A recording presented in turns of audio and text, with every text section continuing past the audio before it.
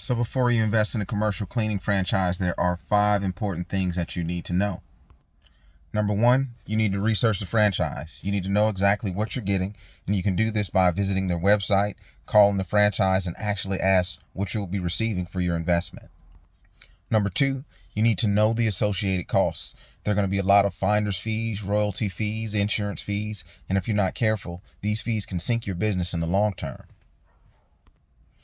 Number 3, franchises operate by territory. You need to know that your franchise is going to be able to provide you with enough contracts based on your location. Number 4, you need to read the franchise disclosure agreement.